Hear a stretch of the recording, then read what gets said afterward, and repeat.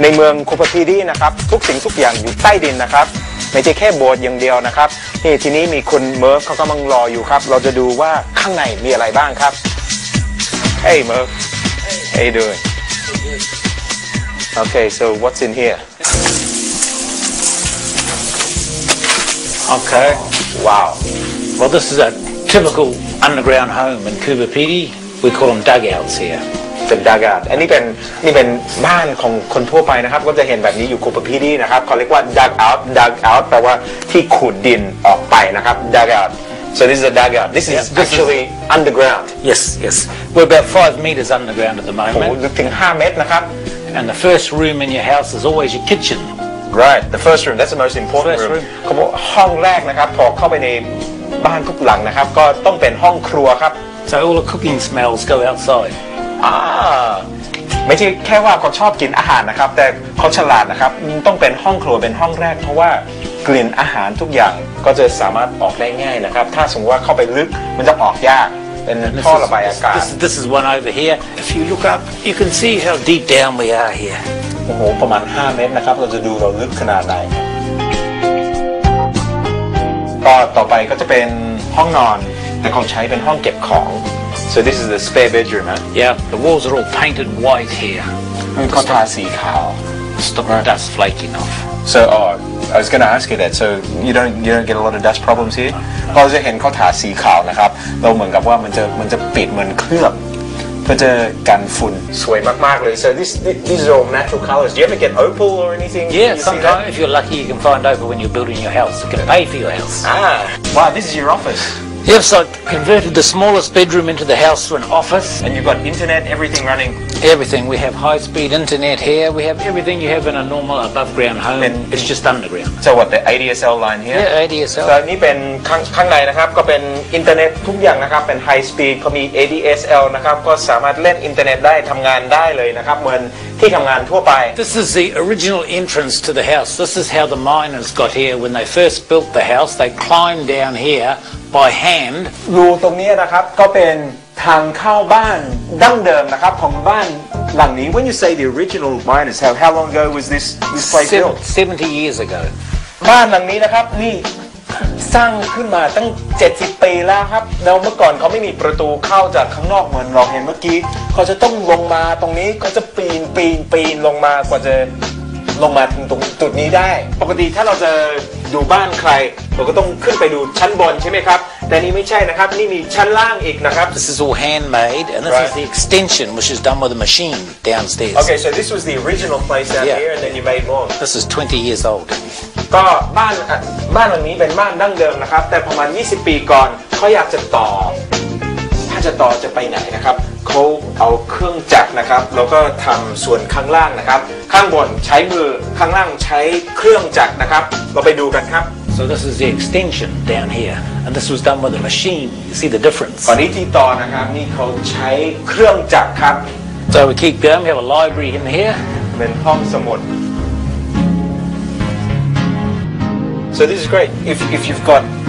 you want to build on or you want to extend all you do is have to dig Yeah, bring a jackhammer home. If you have another baby in the family, you bring a jackhammer home and you make a new bedroom. ก็บอกว่าถ้าสมมติว่าคิดว่าโอ้อยากจะมีลูกอีกสักคนหนึ่งไม่ต้องห่วงว่าบ้านห้องมันพอหรือเปล่าสักวันหนึ่งเราก็อยากมีลูกเมื่อไหร่ก็เราต้องแบกแจ็คแฮมเมอร์นะครับหรือเป็นค้อนปอนนะครับกลับบ้านแล้วก็ทำห้องใหม่ได้เลยใช้เวลาประมาณวัน2 วันก็ได้แล้ว You just jackhammer it out when you need a new shelf for โอ้ your แบบนี้ television. ร้านเฟอร์นิเจอร์จะเจ๊งนะครับ ไม่ต้องซื้อเฟอร์นิเจอร์เลยก็บอกว่าถ้าอยากจะมีที่วางโทรทัศน์หรือวางหนังสืออะไรก็แค่เอา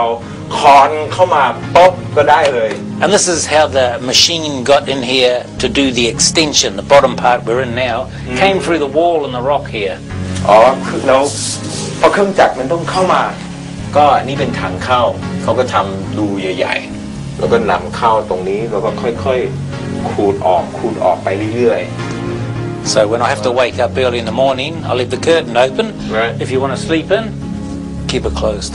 ๆพอปิดตรงนี้เราไม่รู้ว่ามันเป็นสว่างหรือมืดก็สามารถปิดแบบนี้ได้เราสบายเลย And the other thing I noticed 24 hours it seems like it's the same temperature Same temperature all year round, 24 degrees Celsius, 50 degrees in the shade in summer, below zero at night in winter, 24 all year round, no heating, no air conditioning. เขาบอกว่าคูปาพีดีเป็นเมืองที่ร้อนที่สุดนะครับอยู่ออสเตรเลียถึง50กว่าองศา50เซลเซียสนะครับ50กว่าองศาอยู่ข้างนอกแต่พอเข้ามาข้างในปุ๊บตลอดปีแม้ว่าข้างนอกมันร้อนหรือเย็นข้างในก็จะ24องศาตลอดนะครับแม้ว่าเป็นกลางคืนเช้าเย็นหรือกลางวันก็จะ24องศาตลอดที่ดีที่สุดนะครับไม่มีคนข้างบ้านเลยก็มันเงียบแล้วถ้าอยากใช้เสียงดังใช้ได้ไม่มีใครว่าเรา You can have big party, ก็ no ปาร์ complaints. ตี้ได้คาราโอเกะได้เลยนะครับไม่มีใครว่าอันนี้เหนือชั้นพันแปลกจริงๆนะครับ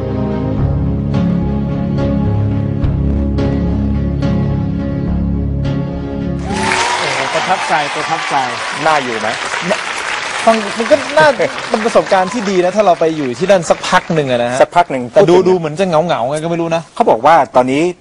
นักท่องเที่ยว ครับ ถึง 200,000 คนต่อปี เอาเป็นแหล่งท่องเที่ยวไปแล้ว ตอนนี้เรื่องท่องเที่ยว ครับ มันสู้เรื่องการทำเหมืองได้แล้ว รายได้ที่จะเกิดจากที่จะกระตุ้นเศรษฐกิจมันส่วนใหญ่ตอนนี้มันจะเกิดจากการท่องเที่ยว ครับ แล้วมีหลายประเทศเข้าไปถ่ายหนังที่นู่น ครับ เมื่อก่อนเขาทำงานเรื่องแบบทำหนังอะไรอย่างเงี้ย ครับ แล้วเขาบอกว่าเขากลับไปกลับมาบ่อย สุดท้ายเขาก็เริ่มชอบมากเลยที่คูปาพีดีก็เลยตัดสินใจเฮ้ยอยู่ที่นั่นดีกว่า อ๋อคนที่คุยเมื่อกี้เจ้าของบ้านใช่ไหมครับ ครับ เขาไม่ได้เป็นคนพื้นเมือง ไม่ใช่ครับนะครับเขาเป็นชาวนิวซีแลนด์ อ๋อ แต่พอไปบ่อยครั้งเขาจะ เลยซื้อไว้เลย เขาซื้อบ้านไปเลยแล้วก็ชอบมากเลยถามว่าเหงาไหมเราถามเหมือนกันเพราะว่า เหงาไหม เขาบอกว่าอัตราระหว่างผู้ชายต่อผู้หญิง ครับ ที่มีที่พักที่อาศัยอยู่ที่นั่น ครับ อาจจะประมาณผู้หญิง1 คน ครับ ต่อผู้ชาย50 คน ผมไม่ไปแล้วครับผมอยู่ที่นี่ดีกว่านะครับ แต่ว่า ที่นี่ผู้ชาย1 คนผู้หญิง4ประมาณ นักท่องเที่ยว ครับ ถึง 200,000 คน ครับ ส่วนใหญ่เป็นผู้หญิง งั้นผมไปแล้วครับผมหลังใจเหลือเกินนะผมไป ก็จะมีความสมดุลอยู่ ครับผม นะครับ อ๋อมีทุกอย่างในที่นั่น มีทุกอย่างนะครับเขาว่าเหงาก็บางทีก็เหงาแต่ไม่เหงามากเลย เพราะมีหลายคนเขา มันไป จะ มันวนเวียนไปมาแหละ ไปเรื่อยๆ นักท่งที่ว ครับ เองก็ดี ครับ มีโรงพยาบาลไหมครับที่นั่น โรงพยาบาลมี คือเรียกได้ว่าเป็นเมืองครบวงจร ครบวงจรนะครับ มีทุกอย่างหมดเลย ร้านอาหารเราอาหารจากทั่วโลกเลย อาหารที่เราทานก็มีคนฟิลิปปินส์มีคนไทยอยู่ด้วย เจอไหมเจอคนไทย เจอคนไทยนะครับ เขาก็ตื่นเต้นไปใหญ่แล้วก็สามารถรับช่อง 5 ได้ นะครับต้องทักทายพ่อแม่พี่น้องนะฮะชาวไทยที่คูเปอร์พีดี เขารับผ่านดาวเทียมนะครับ ประเทศออสเตรเลียด้วยนะครับ ดีครับ นี่คุณเจเนี่ยไปมาแล้ว ครับ นะครับ สวัสดี แล้ว ครับ ผมจะไปด้วยนะฮะ เร็ววันนี้นะครับ นี่ก็คือเรื่องเหนือชั้นพันแปลกที่ประเทศออสเตรเลีย ขอบคุณคุณเจครับสำหรับสัปดาห์